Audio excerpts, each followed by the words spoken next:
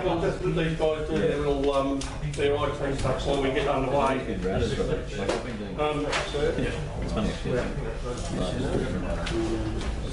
Thanks everyone. I've had a really small part in organising this conference, so I thought I'd better put my hand on and speak to John and do something extra. First of all, I'd say welcome again to Tasmania for all the interstate visitors, and then taking a slogan from Queensland and adjusting it. Tasmania is clean and green one day, cleaner and greener the next.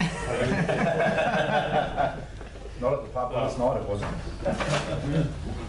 Yesterday our host John Harris did an amazing job and a true professional, so you've got the alternative today.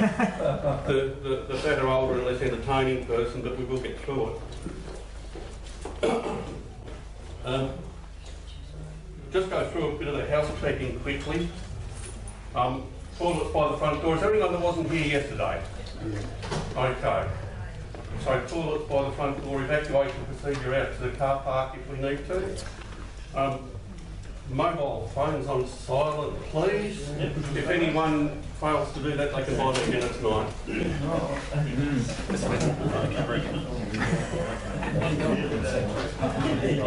Now, unfortunately, I've prepared for the section in the other room, so we're going to make things up on the fly as we go.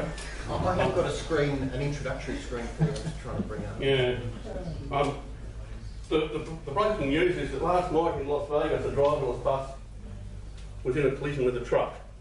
And it's the sort of news that we don't want to hear. Autonomy is going to be coming quickly, and that was in the newspaper this morning as I had breakfast at McDonald's, so all my notes are prepared on that. In other news, the £1/4 orders.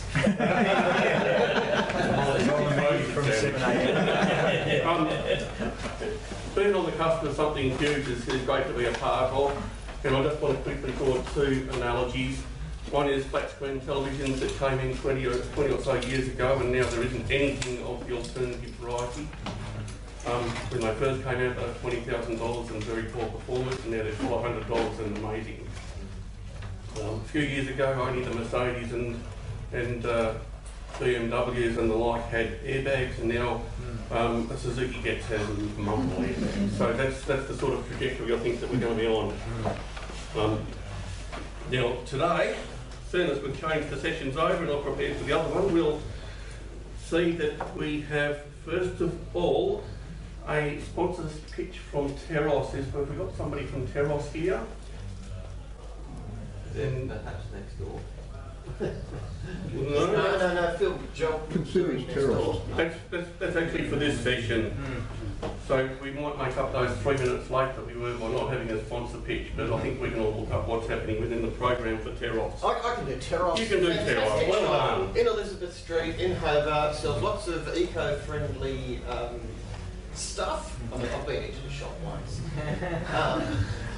I do know and amongst other things, they do sell e-bikes. So, do you want to do a quick sprint for Teros, Penny? Since no one here to sprint for Teros. Teros is here, and they ask. That's okay. We'll make up a few minutes. That's fine. We get the point. Thank you. I'd like to move that we say bravo for Teros. Thank you very much for supporting this team. They're great guys. That's what I just said. Yeah, bye. Now, later in this session, Damien tells me that he wants 20 minutes and not 15, so if we make up 5, that's going to be great. First up, we've got Elliot Fishman. Elliot Fishman from the Institute of Sensible Transport. And not having a chance to prepare for this room, I'd just like to introduce you, and we'll get that underway. Thank you very much. Tell me when I get to do it. You're out.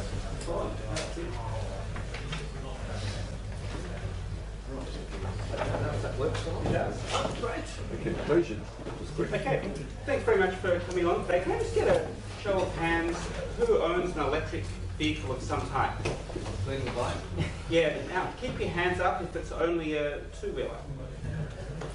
Only. Okay, all right, that gives you an idea. So I think there's probably a higher concentration of electric vehicle ownership, either 4 wheels or 2 wheels, than most of the other presentations. So for those of the audience, this is the presentation that I usually give. So I'm going to assume that you all know a reasonable amount about electric vehicles because they're an electric vehicle congress, and I get that sense, but I think even people that haven't really thought about electric vehicles at all ever before, hopefully will still get something from this presentation. What I'm going to do to begin with is just talk about more city planning, urban planning, and electric vehicles in general before I get down into some of the details on electric bikes. And I'm going to say, I anticipate that a lot of the Q&A will be about electric bikes, so I'll leave most of that material to the Q&A because then it will be directed by the audience rather than my own interests. I'm going to start off with the conclusion, just in case you all get bored and you're not concentrating by the end of the presentation. I might get started with the important stuff first. So, we're entering a new era for transport, and John alluded to that already with the huge advances that we're seeing in electric vehicles, and you'll all be familiar, of course, with companies like Apple and Google and Tesla that are all starting to get into, well, Tesla, of course, is central to electric vehicles, but even some of the tech companies that haven't really had electric vehicles as part of their product offering are now starting to get into it in a very big way. We're seeing lots of cross relationships between the tech companies in Silicon Valley and some of the established automobile manufacturers as well, because they're recognising what the former head of General Motors has recognised, and that is that the future of mobility in 10 or 15 years from now will be one in which you get access to a vehicle without the need for ownership, and that's something that's becoming clearer and clearer. And that's partly because vehicles are the second most expensive thing most people ever buy in their lifetime. I'm talking about cars here, and they're only used 4% of the time. So the asset utilisation is actually really poor, and that means that it's ripe for disruption. That's what we're already starting to see. So electric vehicles will be a big part of that, and I certainly agree with John that in 10 or 15 years' time, when we walk into a car showroom, perhaps most of the cars will be electric, plug-in electric, rather than internal combustion engine. And as I mentioned before, privately owned vehicles become less and less common. People who still own them, of course, enthusiasts who still own them, people that have jobs where they require to carry their tools for every trip, like a plumber or an electrician, they will still use their own vehicle rather than picking up their iPhone and summoning a ride. But for 75 to 85% of people, it will be smarter for them to simply summon a ride using their smartphone and have access to a whole range of different vehicles that are suited to the purpose of that particular trip. But cities will face a space crisis. We're already seeing congestion problems, not so much in Tasmania, but in certainly other East Coast capital cities, and really it's a phenomenon around the world, and even cities that don't really have a congestion problem often think they've got a congestion problem, and that problem will only get worse because the number of vehicle kilometres travelled is predicted to double with the emergence of autonomous electric vehicles in the future, and perhaps during the question and answers I can go through some of the mechanics of why that might be. So it's about being mode agnostic. I think that's really the key to the future, and picking the right vehicle for the right trip. Now sometimes that will be a car, and in many cases that will be a bike, and in the future we're going to see a lot more electric bicycles, and already in places like the Netherlands, something like 1/5 of all new bikes sold are now electric bikes, and we're seeing a huge ramp up in the number of people that are using electric bikes, and also the age spectrum as well. So the fastest growth rate is actually in the 55 to 65 year age bracket, where people that perhaps in previous generations might have put the bike in the shed and not used it as much because their knees not working as well as they used to. Now with electric bikes, that's opening up possibilities for making trips by bike that they wouldn't have been able to make previously. And really the key thing for this presentation, my headline here, is that it's about doing more with less. The future will be about doing more with less. And whenever we're assessing transport options, whether it's a government assessing the transport system in general, or whether it's private individuals assessing their own particular transport choices, the question should really be framed as, what can we do in order to satisfy our need for mobility in a way that uses less resources and less space. A lot of the material from this presentation comes out of some work I did for the City of Melbourne and the City of Adelaide on emerging transport technologies and disruptive transport, and what sort of implications these emerging technologies might have for local governments in particular.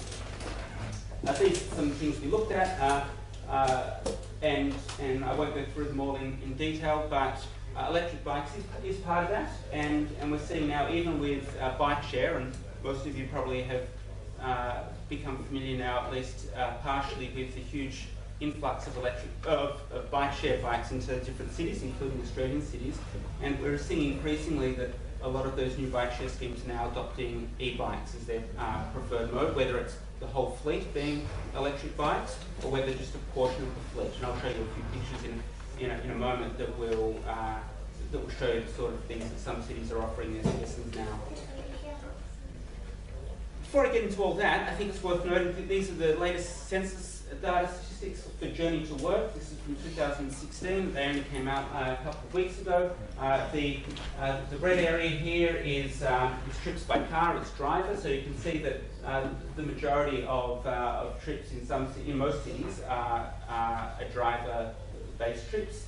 And really the key to sustainable transport in the future will be to try and do whatever we can to minimise the amount of trips by car with single occupant drivers and maximise the number of trips that are being done by walking, cycling, and public transport. But in the future, where we do have cars needing to be used, and cars will remain a feature of the Australian transport system for a very long time, moving towards electric vehicles is definitely something that I think is in everybody's interest.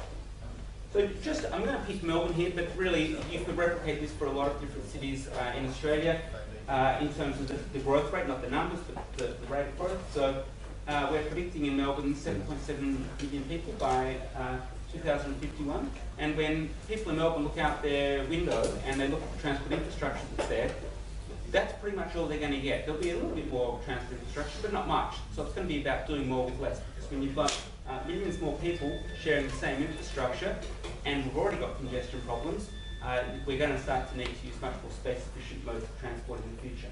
And they're predicting by 2040 7 million extra trips. So how do we get those trips made in a way that doesn't exacerbate congestion levels? That, I think, is a real challenge for government.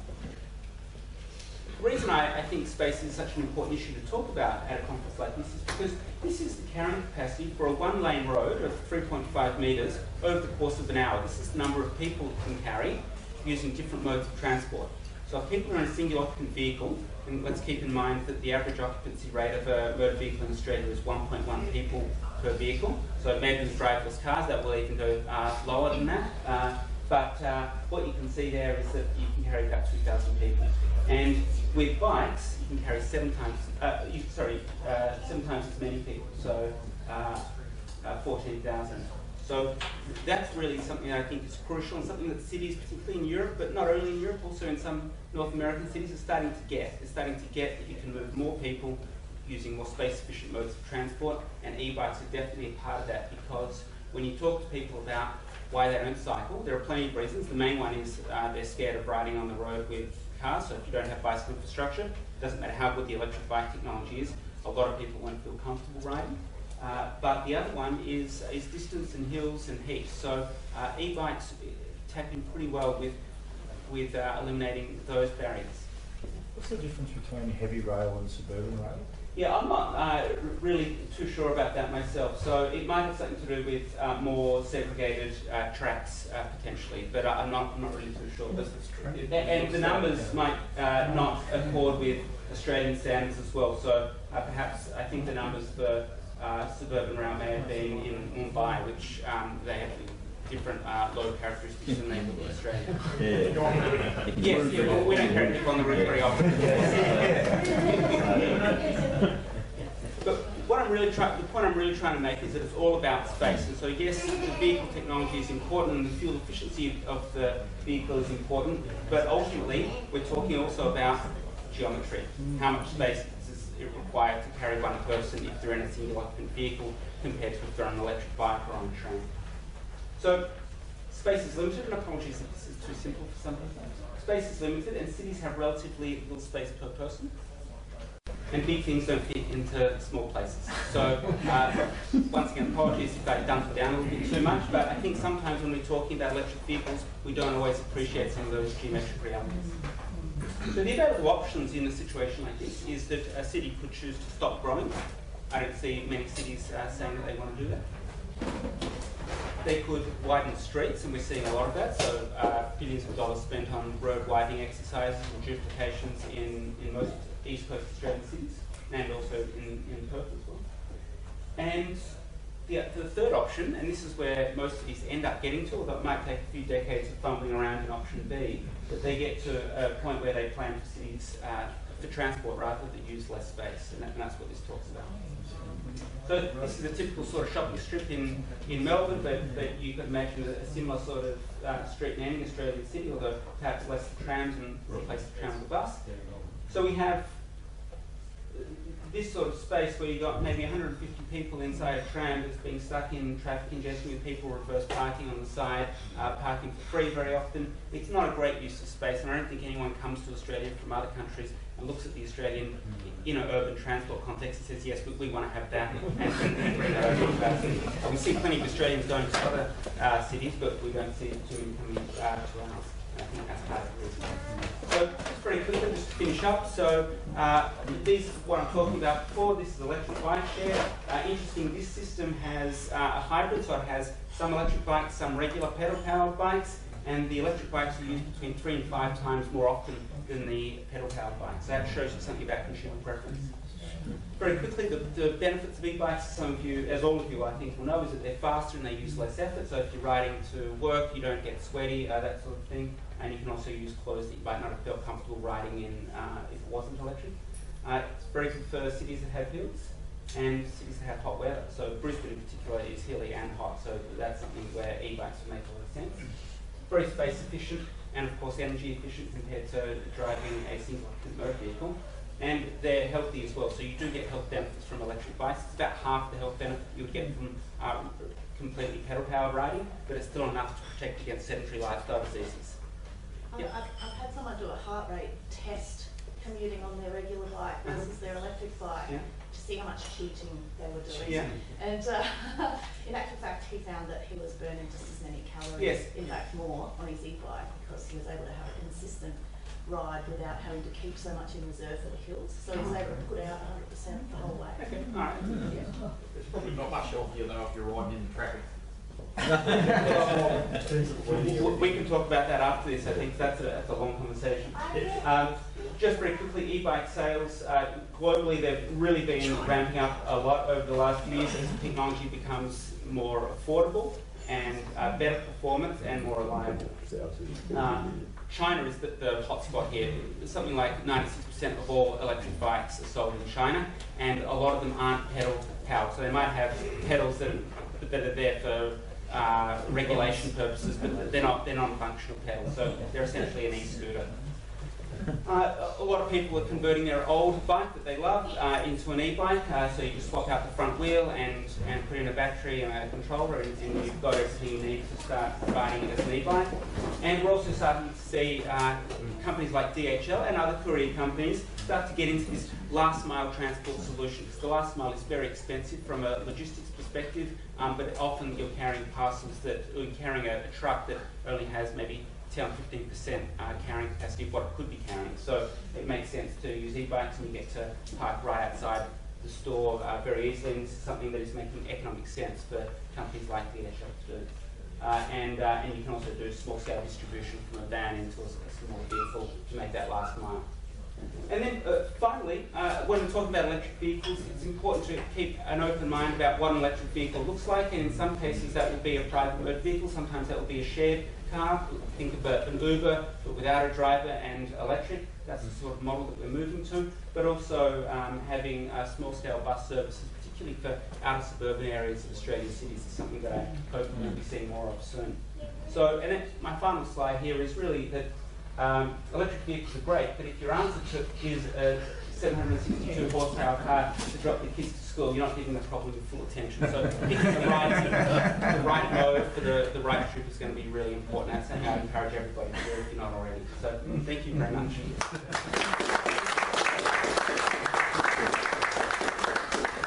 Thank you, Elliot, for that. I've got 2 bicycles behind the shed, both with weeds growing around them. In fact, if one was electric, it might get more use.